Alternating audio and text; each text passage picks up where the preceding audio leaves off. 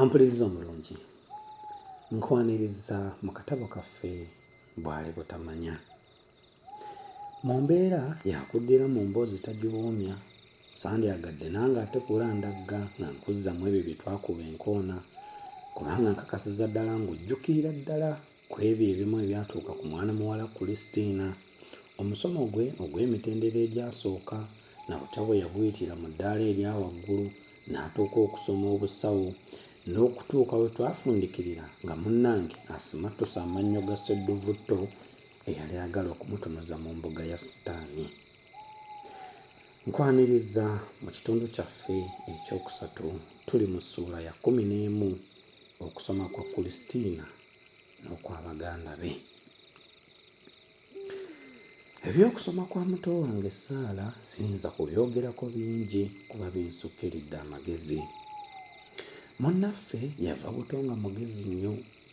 Buli kye yakolanga ng'akikola ng'omuntu omukulu. Ye teyakubwa nnyo mu maka gaffe oba mu masomero kubanga yeesambiranga ddala abasomi ab'ekyejo mu masomero gonna gye yayita. Ye teyeepankirwangako bulenzi bwonna oba abasajja abagwenyufu nti simanyi tudde wali nina kye njagala okukubuulira.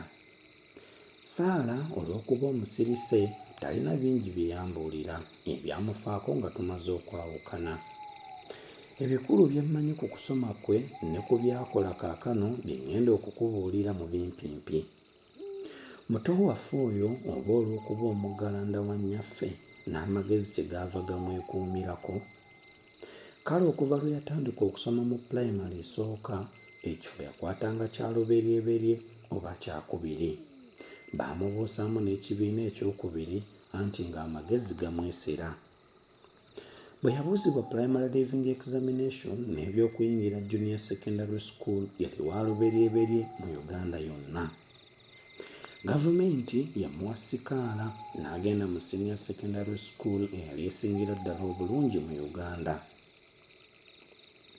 Mu 1960 yatandika okusoma obusomesa e Makerere. Yasomako emyaka 2 n'ayagala okusoma amateeka. Gavumenti ye yamuwa sikaala n'agenda agasomera mu Exeter University. Yagatandika mu 1966 n'agamala mu 1968. Yagamba nti omusomo gw'omu Bungereza gwali muzibu nnyo kubanga gwalimu abagezi bangi ddala abaali bavudde mu mawanga aga buli ngeri. Kumpi buli mwezi Saala yawandiikiranga taata ne maama ebbaluwa okubabuuza bwe basula. Era naffe baganda be yatuwandiikiranga buli kiseera. Mu 1967 Saala yanneewuunyisa bwe yampeereza siringisi 1,500 nga ŋŋamba nti za kuzimbira taata ne maama nnyumba ebasaanira. Yayongera okuntegeeza nti omukyala omu mukwano gwe Omukanada ye yazimuwa azimbiremu bazadde baffe ennyumba. Ku nsimbi ezo nange nayongerako siringisi 5,000 ne tuzimbira bazadde baffe ennyumba ey'amatoffaali n'amabaati. Mu biseera byonna bwe twasomeranga nga bazadde baffe tebayinza kwezimbira nnyumba nnungi kubanga ensimbi ze baafunanga zaggweranga mu kutusomesa ne mu kutulabirira buli ngeri, ate we twamalira okusoma nga tebakyalina maanyi gakola mirimu egiyinza okuvaamu ensimbi ennyingi. Kyetwava tulaba nga tusaana okubazimbira ennyumba ebasaanira. Abantu bagamba nti bazadde baffe twabakolera kinene okubazimbira ennyumba, naye nze ndaba nga ffe kye twabakolera kitono nnyo bwe nkigeraageranya n'ebirungi byonna bye baatukolera mu buto ne mu bukulu nga tusoma. Saala omusomo gw'amateeka yaguyitira waggulu n'akolako ne mu Bungereza okumala emyaka 2. Yakomawo mu Uganda mu 1970 ng'ayitibwa Miss Saala Zaawedde Ganyegenya. Dr. LLL kaakano akola nga State Attorney mu kitongole kya Administrator General. Benzijukira ebyatuukawo ku mwana wattu Fulo eyambula ku maaso n'asigala ku mwoyo ng'amaziga gannyunguka kubanga omwana wa kitange oyo teyeefiira naye baamutemula butemuzi. Ebyafa ku kusoma kwe ne kulumba olwamutta bye ŋŋenda okukutottolera mu ssuula eddirira eno. Omutuuze omulungi, nzikiriza tuyingire mu ssula yaffe ey'e12 n'omutwe ogugamba Kaaya kyenkana ye yatta Fulo. Nagenda okuva mu Kyawamala Primary School nga Fulo ali mu kibiina kyakuna kubanga yatuulako okumala omwaka gumu nga mulwadde. Ate bwe yawona ne bamuzza mu kibiina ekyo kyennyini kye yavaamu okulwala kubanga yagenda okulwala nga yakakisomeramu ttaamu emu yokka. Tewali musomi asanyukira okudda mu kibiina naddala okukiddiramu mu ssomero lye lyennyini mw'abadde. Taata ne maama bwe baalaba nga Fulo tayagala kudda mu Kyawamala Primary School ne bamusabira ekifo mu Zaalyembikke Primary School eriri mu mayiro 14 okuva ewaffe. Eky'omukisa ku kyalo kya Katebe ekirinaanye Zaalyembikke kwe kwabeeranga kojjaffe Kitumba. Kojjaffe gwe baasaba okusuza Fulo ave ng'awo okusoma. Essomero lyagattanga abalenzi n'abawala. Okuggyako obulwadde obwamuzza emabega, Fulo eby'okusoma tebyamukaluubiriranga nnyo.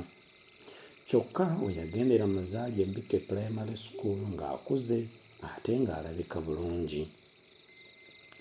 Omusomesa w'ekibiina ky'okuna Fulo mwe yali baamuyitanga Kasasa, naye abaana baali bamutuumye Semmuli kubanga yawanga nnyo ebibonerezo by'okutwala emmuli ku ssomero nga bazzizza emisango.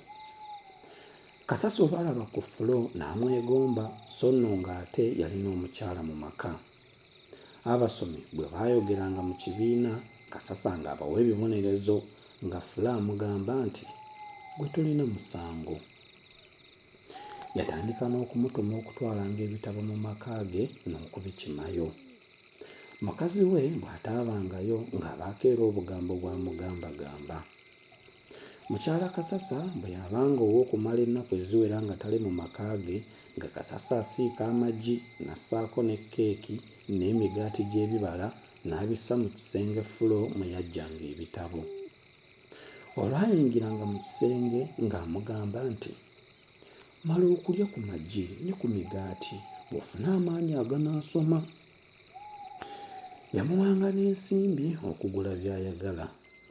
Yasala n'amagezi amalala ag'okubeerangako naye. Lumu bwe yalaba Kitumba n'amugamba nti muwala wo agenda mpola nnyo mu kibiina naye njagala mmuyambeko. Bwe tunaavanga mu kibiina olw'eggulo ne mmusomesaako yekka okumala eddakiika nga 3. Ekyo naakikolanga lwa kumuyamba naye si lwa nsimbi. Kojja yaddamu nti onooba onnyambye ssebo. Kasasa yagamba mukazi we nti bazadde b'omuwala oyo bampa siringi 3 buli lwe musomesa yekka. Omwana yamusomeseza ebbanga ttono n'atandika okusobyanga naye. Yali yakamwagalira emyezi 3 ebigambo ne bimanyika mu basomi. Ye nno byamanyibwa basomi bokka. Abaana abavumu baalaba bannaabwe abaava edda mu ssomero ne babasaba okubawandiikira ebbaluwa kiro kitwala omunaku ne bagitimba ekiro ku muti ogwali mu luggya lw'essomero okumpi n'ekkubo eddene. Essaawa zaagenda okuwera 3 ng'abantu bonna n'abasomesa n'abatambuze ebbaluwa baagisomye dda. Yali egamba bw'eti: Kyabulangizi, Augusito 24, 1905. Omusomesa Kasasa, oswadde nnyo okuddira abaana b'osomesa n'obafuula bakazi bo. Ne bwe tukulaba omugulumiro gwa bwereere tetukyakuwa na kitiibwa ffe abakusekerera. Omukulu w'essomero teyalina kyayinza kukola ku bbaluwa eyo wabula yagiggyawo bujja n'agitereka. Okuva olwo Kasasa buli bwe yayitanga ng'abaana batungaganako mu kifo ky'okuseka anti nga bamutya okubabonereza. Omukulu w'essomero kye yakola okuyamba Kasasa kwe kumusabira ekifo mu ssomero eddala. Yali tannagenda, Fulo n'amutegeeza nti alina olubuto lwe lwa myezi 3. Kasasa yamugamba nti kirungi aluggyemu. Yamuwa siringisi 2 ez'okuluggyamu. Fulo gye yajja abasawo tewali yamanyaayo, naye olubuto yaluggyamu n'atalwala era n'ayongera n'okusoma okutuusa lwe yamala primary 6 n'ayingira mu junior secondary school mu 1953. Ampuliriza omulungi, nzikiriza tujja kufundikirira olwaleero. Bwe tujja okusimbuliza twongere okumanya biki ebyaddirira. Akuume atakumira mpeera.